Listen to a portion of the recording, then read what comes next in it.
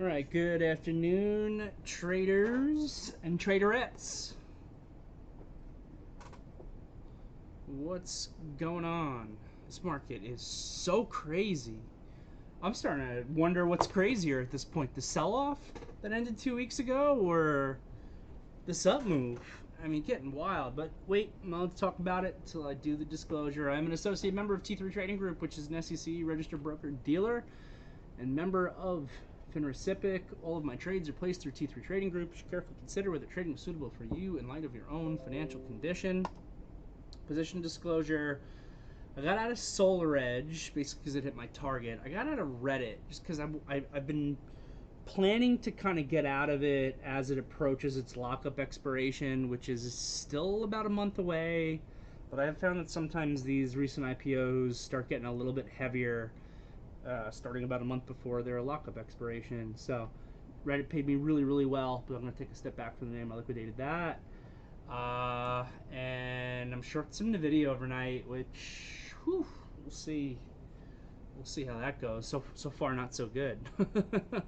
so far, trying to be short anything, not so good. I've been short and was really getting a little heavier with that starting at the end of last week. And last week it was more of an annoyance to have the short on because I'm like, all right, hedging myself out a little bit. The market's extended and it's a little bit of a performance drag because my longs are moving up and I'm, losing a little bit of money in my shorts, but I want to have that on at this level of extension, especially because there's still decent amount of uncertainty and stuff, and really more seasonality pressures in August and September. But more than anything, it has to do with just my extension rules on the upside, so kind of following through with that.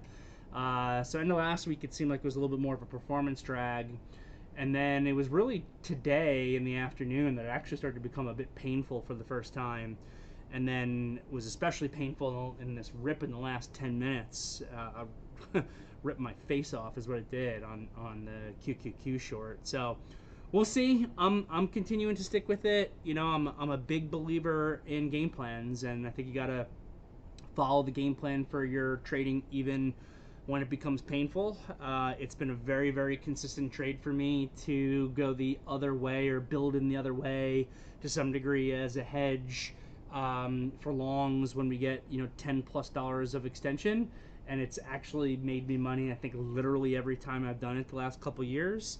It's looking like we might finally get the time in which it doesn't this time around and it loses me some money, which is interesting because I feel like in some ways I was actually more aggressive this time than I have been at other times in the past. Like I remember even last, like the only other comparable rip to this market, and it's at this point it's becoming not comparable because this is even crazier, was the last November move. And I remember in that move, I had index shorts on for a good part of that move after that first rip. Even as I was bullish on the market, it was the same thing. It was the same game plan. It was $10 of extension in the market, so let me build into some shorts. And even with that, I eventually, I think I had them in both the IWM and the Qs back then also, I eventually was able to make money in it.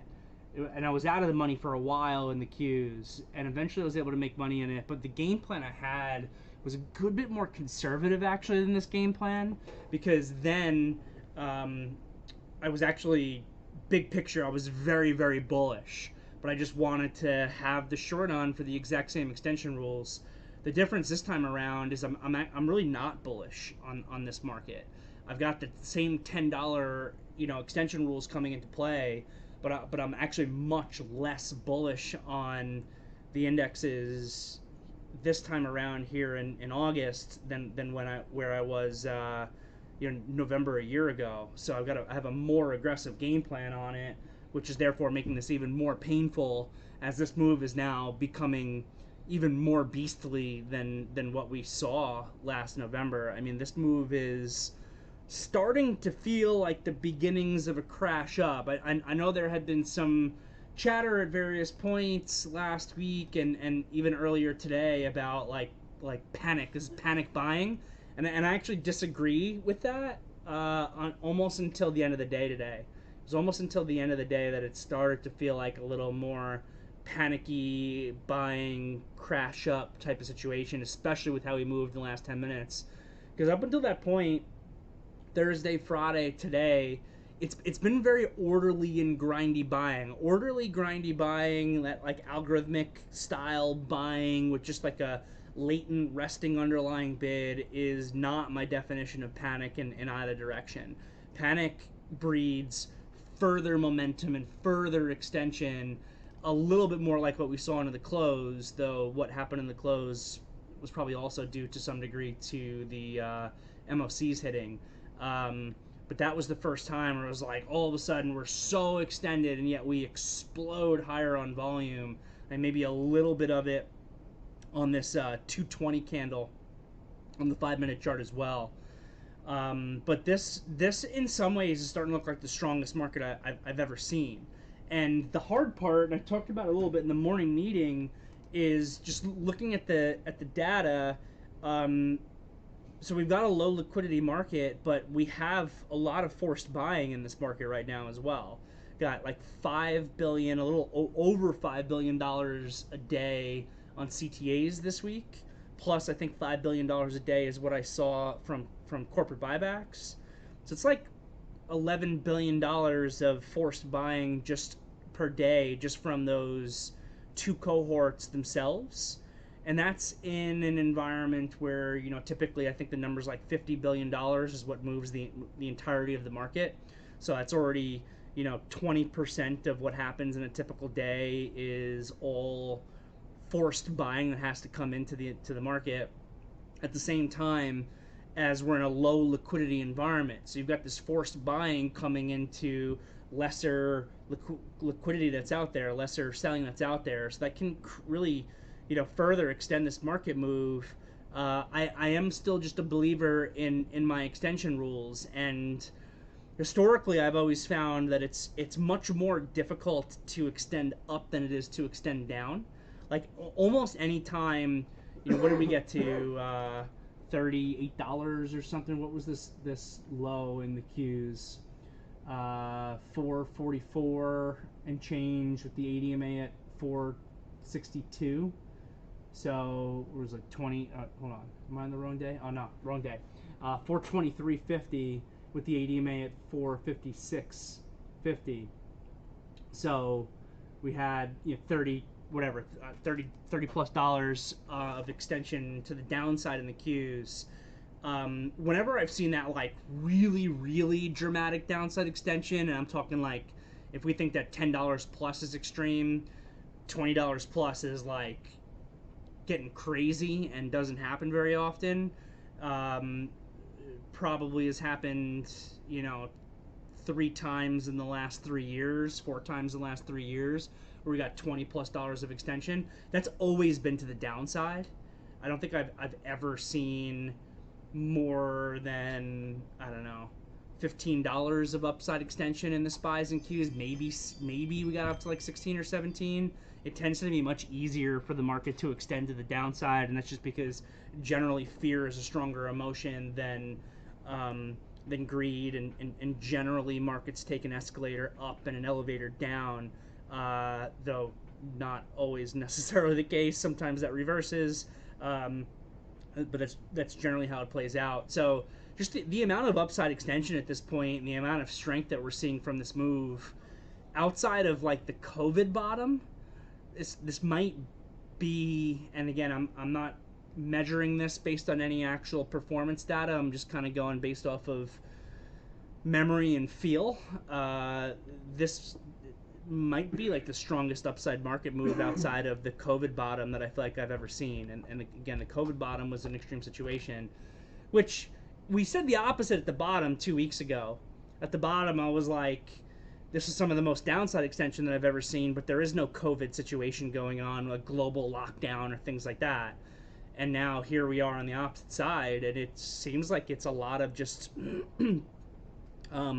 rechasing in of positioning as the VIX has come all the way back down. Though you would think at a certain point buyers would stop buying into this upside move or book profit or something. But as I say that, the positioning is just not where it was. I said this last week at a certain point when price was much lower. Market washouts like this, that washout positioning, tend to be, if the market can go back up, very bullish.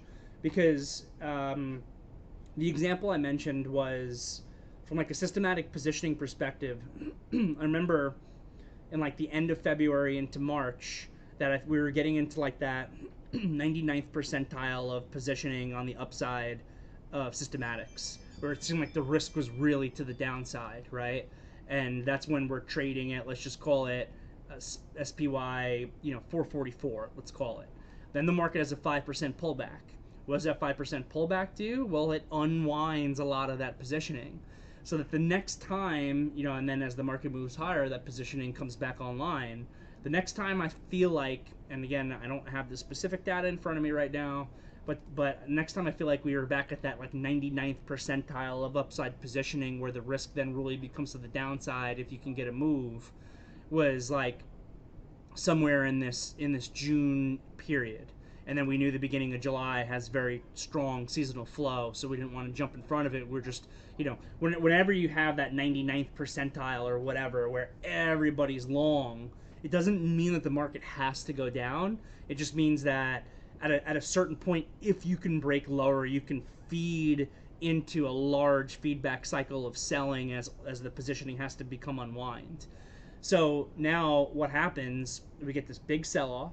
You get that systematic positioning go from the 99th percentile to the 42nd percentile, kind of making that number up, but much more neutral-ish positioning into this pullback. And now when we rip up to 481, last time when we were at 481 in June, July, we probably had that 99th percentile of positioning, and maybe we'll see an update on the numbers tomorrow, where we can actually get a view towards it. But I bet we're only at like still 50% positioning, something like that, on the long side, like still very neutral from a lot of those systematic funds, which again inherently means that there's a lot more firepower for the market to move higher compared to where it was back then. But at the same time, I mean, just to see vertical up like we've seen is a pretty unique situation. I mean, like I always say, if you're in the business long enough, any possible situation that can happen will happen, and that's always why risk management is so important.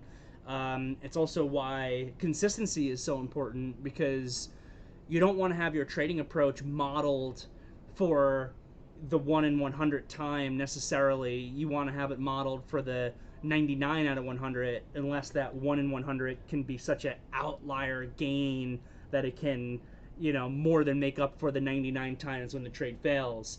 But generally that's not what you want to be positioned for.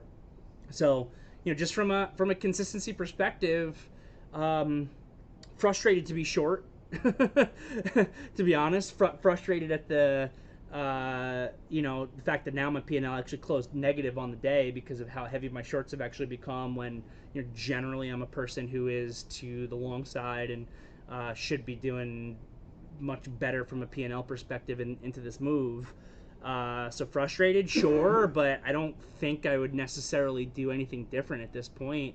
It's just a matter of continuing to follow the game plan and following the rules and letting the trades play out over time. And maybe this is finally the one where I'm shorting this $10 of extension, and this extension continues to move higher, and we become even more extended. And when the eventual correction occurs, I will make back some P&L, but maybe I'm making back P&L and still then having to close out the position for a loss, which just is what it is.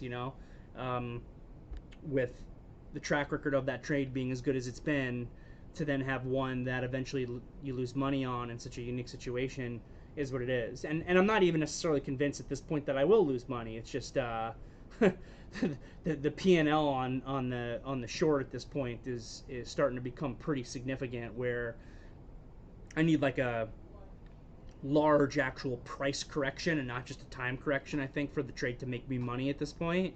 And based on the data, the the natural flow of buying data that has to happen throughout this week, I still think that there's a higher probability actually of the market correcting more through time than through price.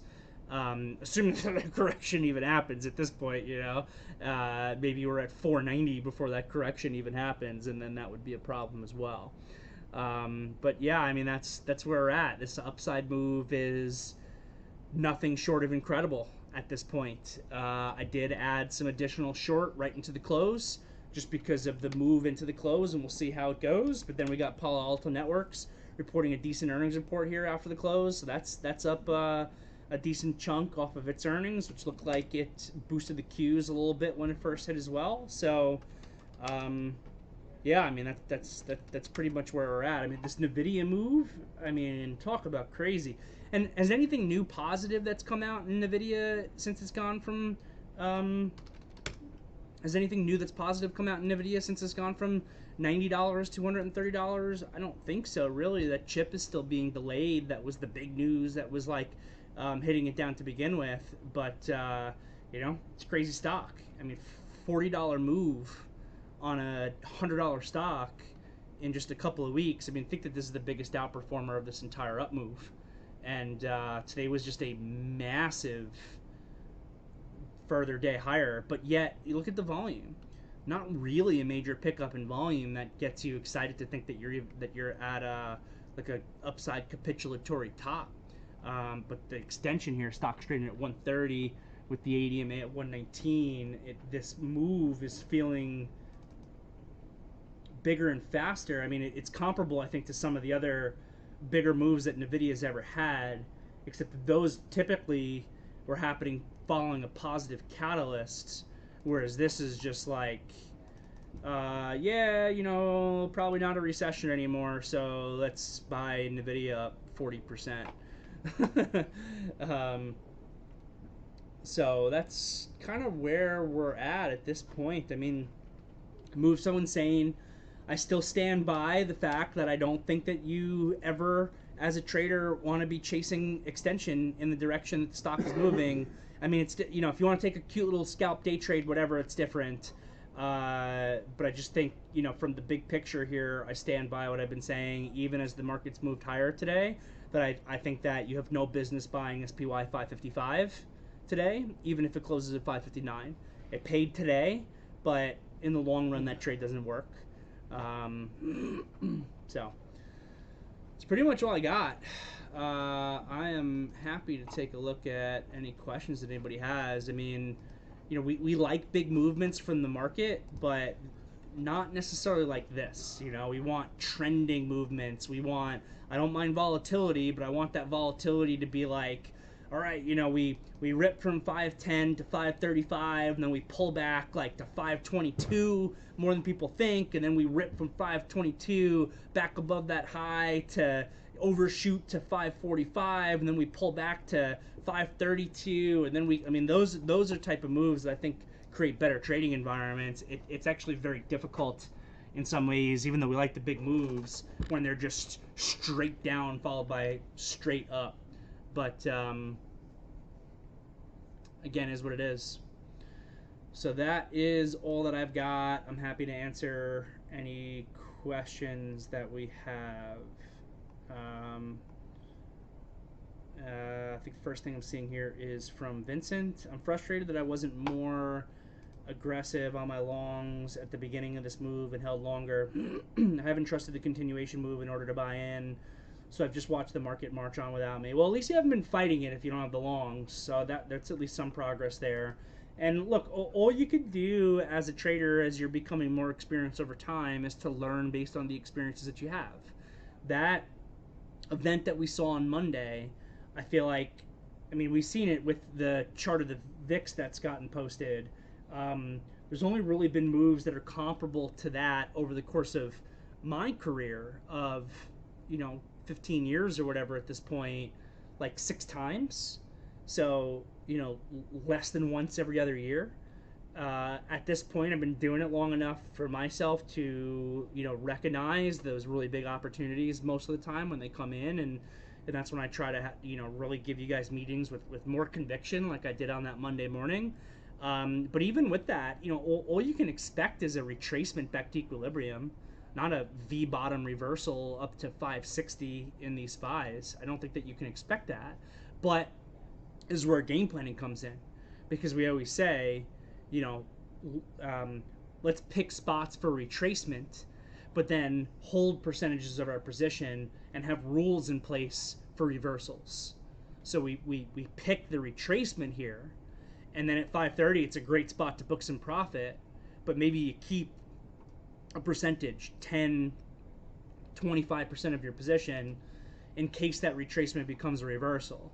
And for me, even at this point, up at 560, my longs are actually starting to become a little bit more sparse than where they kind of were, just because this move up has become so big as well. Though I do still have them, and the longs I have on, I have a game plan for, and I'm just continuing to follow it. If anything, that's where I'm actually struggling to have discipline right now.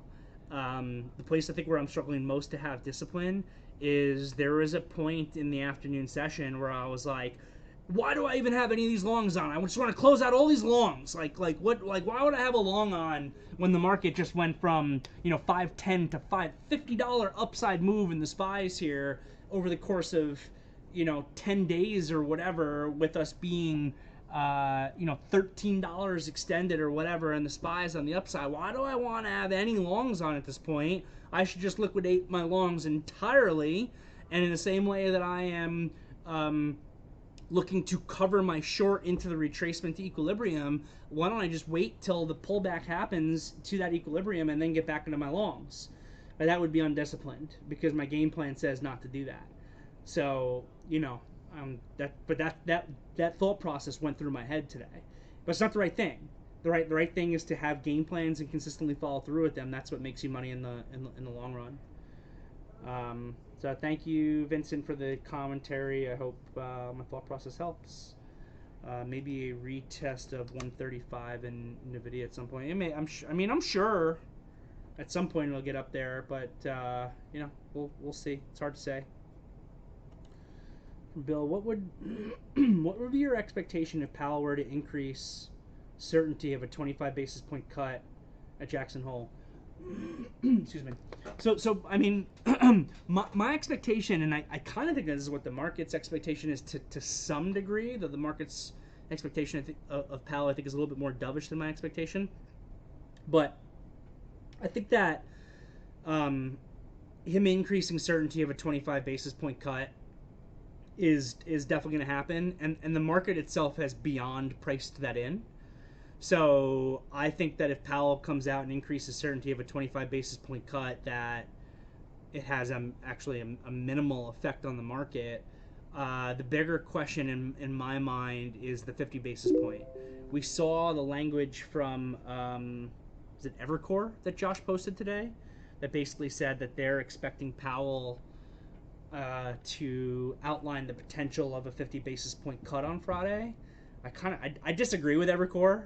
Some smart people over there, but I disagree. I just think that would fly in the face of how Jerome Powell has always operated for the most part. Maybe there was an exception with what was that, December 2018, when he cut into that move right there. But I just don't think that this is how Powell has ever operated with, I don't want to call it panic, but there was just all this chatter that, there's a higher chance of getting a cut in July or not getting a cut at all in September, waiting until after September, because he doesn't want to be viewed as influencing the election, which, the Fed always says, and I think there was commentary from one Fed member today, I don't remember who, a non-voting member, that, elections are not our business, I think was the direct quote. And while they always say that, and while it's true, I don't think that they want to open up the perception even of them doing it, and I don't think that they need to do that cut. And Powell has just always been so patient. So I think that the risk actually for Friday is really more that the market is pricing in, and I don't know if you have these percentages in front of you, but the market is pricing in some percentage of a 50 basis point cut for September, and I think that he's going to come out and increase certainty for the 25 basis point cut, to use your language, and at the same time kind of decrease certainty of the 50 basis point cut. And then my expectation off that is that actually could have a bearish reaction based on the equity market, where he just comes out being a little bit more. My base case thought process is that Powell actually comes out a little bit more hawkish than everyone is thinking,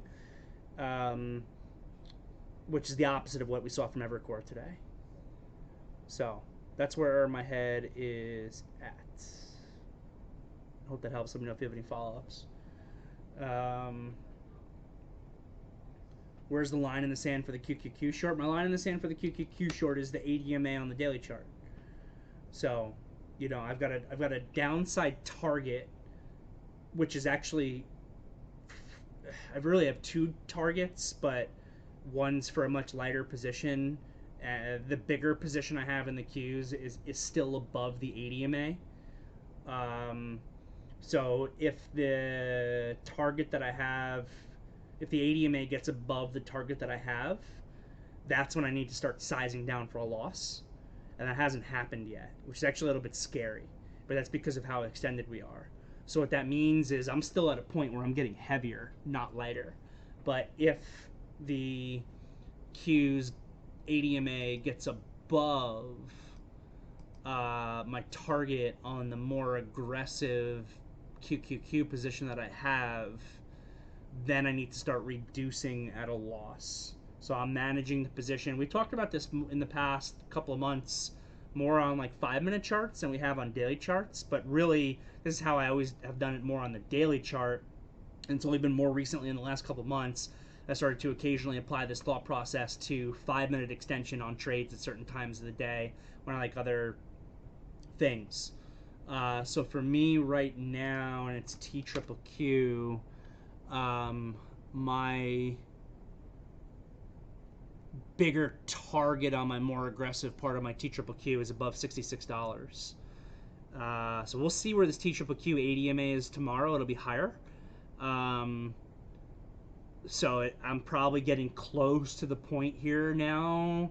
We'll see where it is tomorrow morning, where I actually begin to size down slowly for a loss as the target of that ADMA. You know, I can't have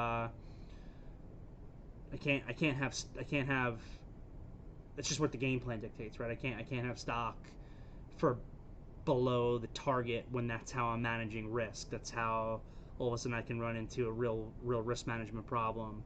But basically it's 66 spot, like quarter-ish, is really where the target is on my heavier TQQQ position. So if we're above that tomorrow, that'll be the point where I begin to very slowly size down the position at a loss. And the way that initially happens is by taking some off with not adding more.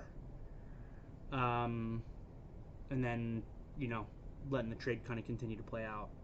So that's how I'm managing the trade. And again, I just want to emphasize, like, we talked about this from the beginning. I talked about this on Thursday of last week as the market first started to get more extremely extended. There's only two ways that I think is appropriate to approach this short side. And that's either, and this is better if you're flat or you don't have much on the long side, is to short versus a signal, because you've got the degree of extension that you have on the daily chart, or if you have the longs on because it acts as some degree of a hedge of that extension to build in. And that's what I've been doing. I've been doing the build in. If I didn't have the longs on, I could not have this short on at this size that I have. There's no way. There's absolutely no way. But yeah, I mean, I guess that answers your question.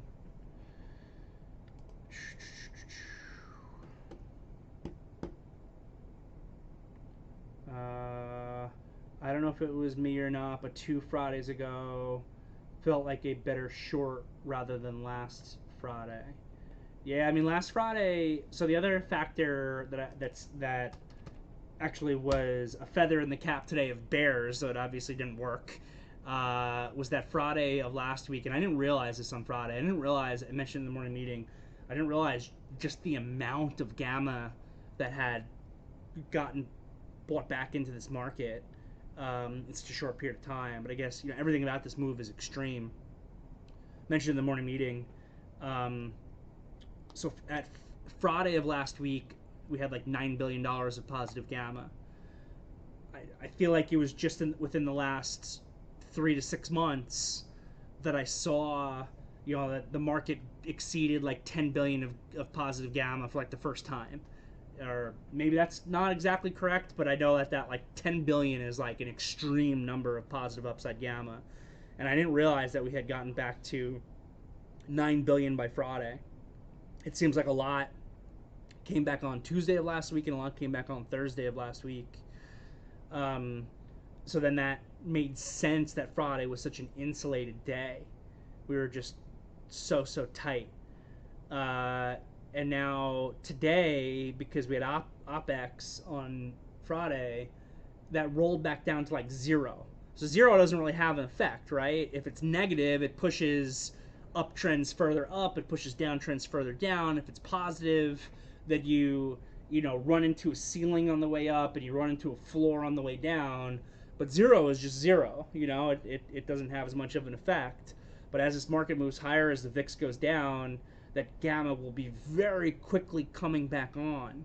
So really, like, today was an opportunity in that regard for bears to try to push this market a little bit without running into the kind of gamma floor that we experienced in the pullback on Friday, and they just couldn't do it. I mean, it has the same effect the opposite side, right?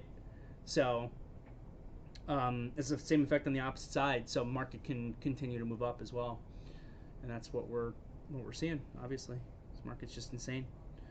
From Dennis, are we maybe just on the wrong time frame for these trades and need to adjust a little higher? What else can we do as a team to adjust to this environment? It's such a unique environment. It feels like adjustment in some strategies is much needed.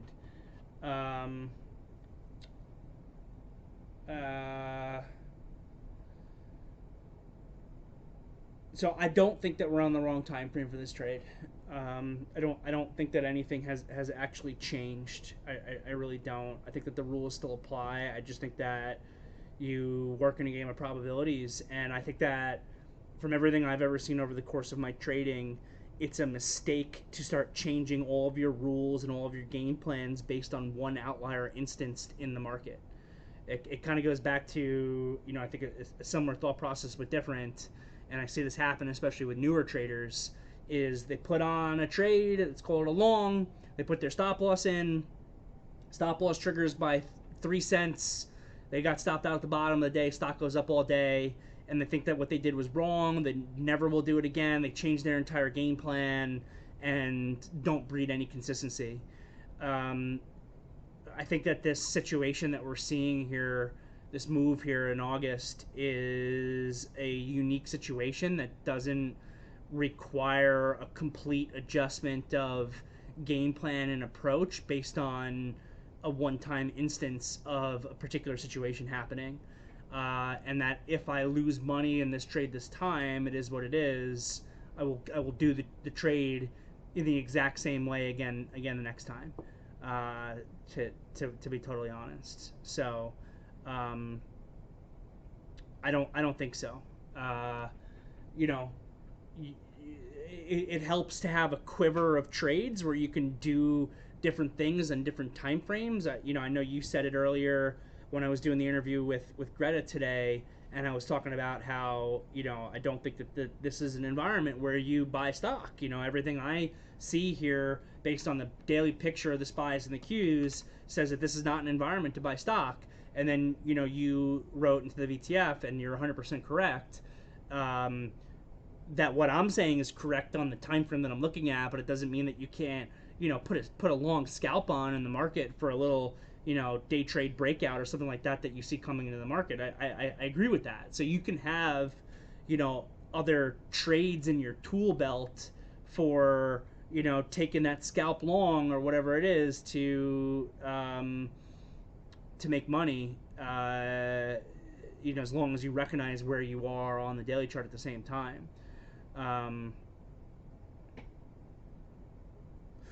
So I think that caution and patience on this up move has been what I've been emphasizing from the beginning, and not as much today. Today I was messing around a little bit in the afternoon session when we saw like a little pullback in NVIDIA with the memes and everything that I was kind of posting into the VTF. But if you remember on Thursday and Friday, I just kept repeating over and over, patience, patience. Like the market's strong, it's grinding higher. There's no break lower. Like I got my trade on and I'm willing to just sit here and continue to be patient, and that's pretty much exactly what I've been doing. I've just been being patient up until probably at a certain point a little bit this afternoon today when I started to be a little bit more aggressive and started shorting, putting the NVIDIA short on as well. But I'm doing everything I can actually to do exactly that. I'm just being patient because I recognize the strength of this market. I recognize the extension. I also recognize what David L. just said here because I've also continuously been repeating it. Time in this situation, time is a bull's friend. The more time that goes by, the more that gamma comes back on, the more that ADMA catches up, the degree of a price correction becomes reduced. So time continues to be a bull's friend here, and in this degree of upside extension, I'll repeat what I was saying on Thursday and Friday over and over and over again. I do think that patience is key because I don't like the idea of buying longs. If you want longs, be patient. Let the market reset up. It will reset up. Markets work in periods of I should say the opposite. I always say markets work in periods of expansion and consolidation over time. Markets work in periods of consolidation and expansion over time. That would probably be the better way to say it, because it's the market consolidation periods that actually give the trade setups, and it's the market expansion periods that are the payout of the trade setup. And then at a certain point in that expansionary period is then when you need to be patient again to wait for the consolidation period to come back in that actually creates the reset up of the trades. There's no setup in this market, and if anything, that's the frustrating part. If I'm frustrated about anything with this market, it's that there has been no setup. And that just tends to not be how markets work. Chris J said it like a day or two ago in the VTF perfectly. He was like, if for anyone who's new, this is usually not how markets work. Markets usually don't work in straight lines. And at a certain, to some degree, I like the straight line movements after the consolidation because that's what pays you when you execute the break of the setup and the break of the consolidation so well. But at a certain point, it's like, when you get straight up for 50 handles in the SPY, it's like, all right, like I'm ready for the next setup to come in. I'm ready for this digestion to occur so that I can decide if I should be, buying for the next move or if the pattern breaks down or whatever. And it just hasn't happened. So I really do think that patience is called for here, and into this degree of extension, that means don't be buying. And if you get the signal, which again you need to be patient for, then you can short off that signal just off the degree of extension because you do have, that the upside extension is a layer of probability on the side of those trades. But that's all it is. A layer of probability, not a 100%. From Tate, I covered a lot around 10 a.m. and was hoping for a gap up tomorrow to take another stab at it. Okay, yeah, we did have that one decent little pullback at 10:15, and I remember saying when the 10:15 high broke, I was like, all right, the shorts are shot again. The shorts are like, here it is, it's breaking lower, but watch out, if we negate this negative Mariposa, if we break this breakdown candle to the opposite, then you just have no short setup, and that's been the issue really the last 3 days, is there's been very, very few shorts, which maybe is actually a good thing. Back to what you're saying, Dennis, about caution and patience. There's been very few actual short setups. So unless you're, long like me and you're implementing a build and approach on the short side, you shouldn't really be doing very much on the short side without a setup. There's been a few. I remember, Thursday of last week. Was it Thursday last week? I don't remember. There was one day last week where it was like, it might have been actually Wednesday of last week, which was a CPI day, breakdown of the opening range was like a setup. There's been a few, upside signals and upside setups to attempt to short versus. But even looking at today, there's very little. There's very little in this up move that actually was a signal to put the trade on.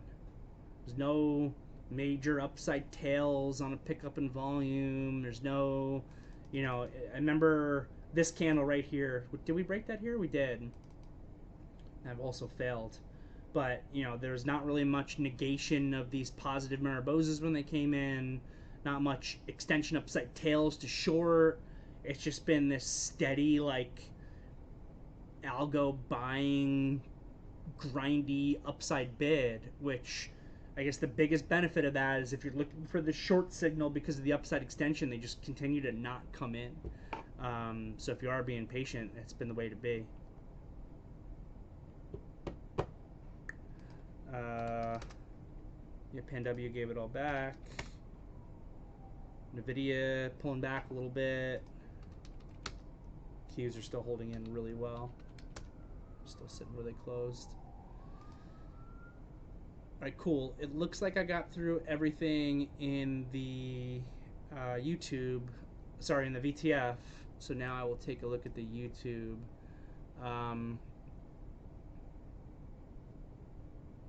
Oh, thanks, Uvixi Bull. Appreciate that. Those expired. Uvixi Bull. bought a few calls today. Uvixi, which we'll see for this week. From Benjamin, can you speak to the difference between the time and price corrections you've mentioned? Sure. Someone just asked this question last week, and I went over it in detail, but I don't remember which meeting it was, or I would just direct you to it. But I can give you an explanation. So the way that I measure extension in the market, briefly, is a space between the 8 and 21 EMA. I consider the space between the 8 and 21 EMA to be technical equilibrium for any market that I'm looking at. So when a market is above, and if it's an uptrend, then the 8 EMA is going to be above the 21 EMA. If you're in a downtrend, then the 8 EMA is going to be below the 21 EMA. So if you're in an up move like we're in now, the 8 EMA is usually going to represent kind of the upper band of equilibrium here. So once you can touch that 8 EMA, you're not extended at all. So if you're trading between the price of the 8 and 21 EMA, then you're not extended at all. If you are above the 8 EMA, even if you're 10 cents above it, you could say you're 10 cents extended from the 8 EMA on the daily chart, which is literally nothing. So I classify extension generally into zones off the 8 EMA. Anything that's like 0 to $5 is not extended at all, and you can easily continue in the direction of the trend of the momentum. 5 to 10 is what I consider to be like no man's land, where it's not a great risk reward to buy because you're buying some extension and you could get a pullback that could get you in trouble, but it's too early to short because the extended market can easily become much more extended. And then zone 3 is like $10 and above, which is generally what I consider to be more like the extreme extension territory. And again, a market or stock that's extremely extended can become even more extremely extended when there is momentum. That's what we have to keep in mind. But generally, when the market is more than $10 away from the 8 EMA on the daily, you don't want to be doing any buying, and potentially you want to be looking to go the other way. So that's kind of where the extreme move comes in. And then when you have any degree of extension from equilibrium, eventually you can always become more extended. We can always extend further tomorrow. We get to 565 and make a new all-time high tomorrow, and then we'll be even more extended. That can happen. But generally at some point, and it's pretty much a mathematical law, you have to get a correction. A correction to what? A correction to that 8 EMA. That can happen through price or time. A price correction basically means that the market moves back to the moving average. So you get a pullback. A time correction would mean that the market moves sideways and the 8 EMA catches up to price. So that would be a time correction. Time corrections are generally more bullish.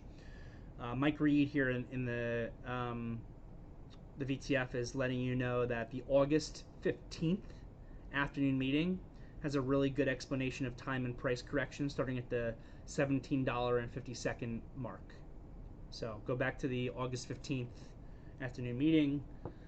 17 minutes, 18 minutes in is where I talk about it. From Eric, the yen carry trade is back on and economic data is favorable, so stocks are going right back to where they were before the yen scare and growth scare. Yep. The yen carry sell-off started on July 10th, the same day that NVIDIA started to sell. Yep. Just stating some facts over there. The Bank of Japan said they will not hike rates, which can put the carry trade back on. In theory, so can the Fed cutting rates. Hedge funds borrow in yen and buy a NASDAQ. Stock on leverage. Yep. You're just stating some facts. All correct.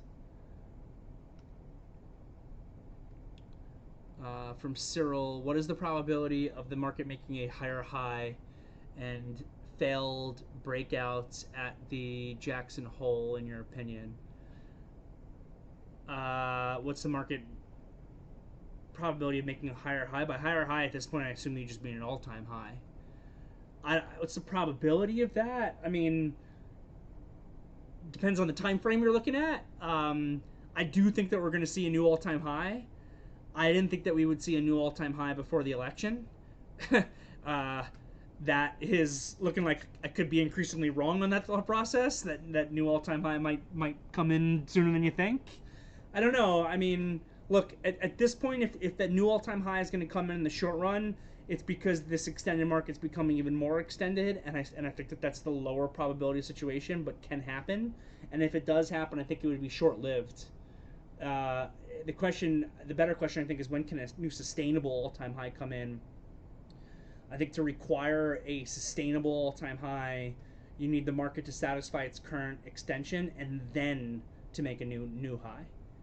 So first show me how the market satisfies the current extension, then show me that when the market's no longer extended that we're getting above 565, and now I'm looking at a move that seems much more sustainable. But it's a lot of if-then still. So, yeah, we'll see. I talked about Jackson Hole earlier, so probably answered your question. Bitcoin. Bitcoin has not been participating at all, actually.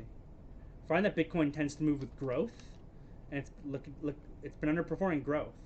But Bitcoin's been like the worst asset it looks like you could buy, just looking at charts. That is like a heavier risk asset since that low came in.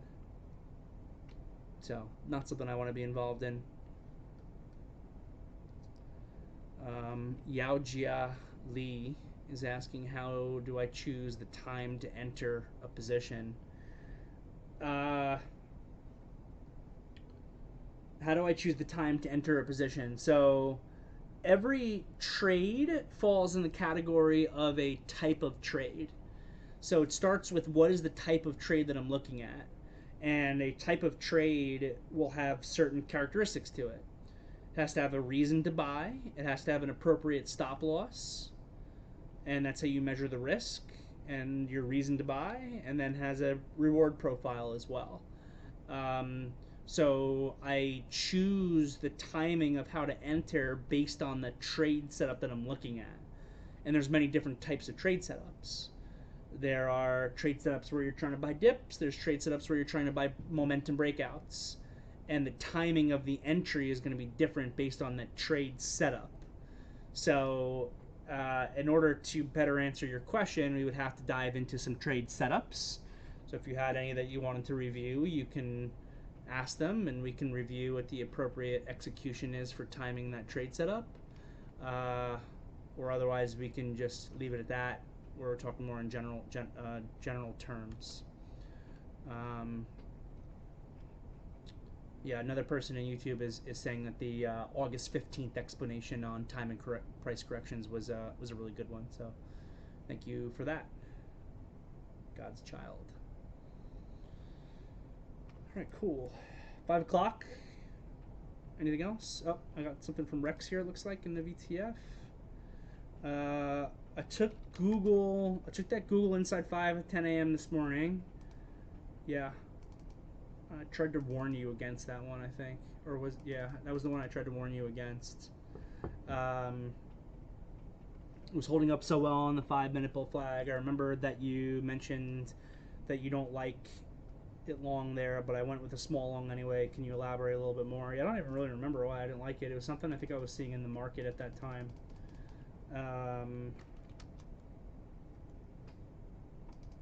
I really don't remember. It's either something I was seeing in the market or it was something that I was seeing in all these other Mag 7 stocks that led me to believe that even though Google was the strongest one, that Google would actually fail down off that move. And I genuinely don't remember exactly what I was looking at was right, but that doesn't help you. I do like the idea that you took that feedback, though, and took your trade much lighter than you would have otherwise, so I like that. And that's why, by the way, everyone should communicate better. Rex had an idea in Google. He communicated it to the team. That's appreciated, Rex. I'm glad you did that. That does two things. It benefits, one, the entire team, because it puts the trade on the radar if it's a great trade. Maybe I'm like, Rex, I love this trade. I'm in with you. That happens. Or two, and not only does it benefit the whole team, but two, it especially benefits Rex. Because he's looking at this trade, he's seeing the strength in Google, and I have some feedback for him that's maybe a little bit on the other side of the trade, and we can communicate together, and I can say, hey, Rex, I don't like this trade that much for the following reasons, and then you go, oh, hey, I didn't actually realize those reasons. I think I'll take it, but I'll take it with a little bit less risk. And then when this trade, doesn't work out or whatever, then, it helped you to communicate that. So, Rex, you're one of the better communicators of actual trades that you take. I really appreciate that you do that, and I would say that you are an example for other traders here at the company of all skill levels who should be doing the same thing, because again, everyone's communication in the VTF, and there's a lot of people that are here.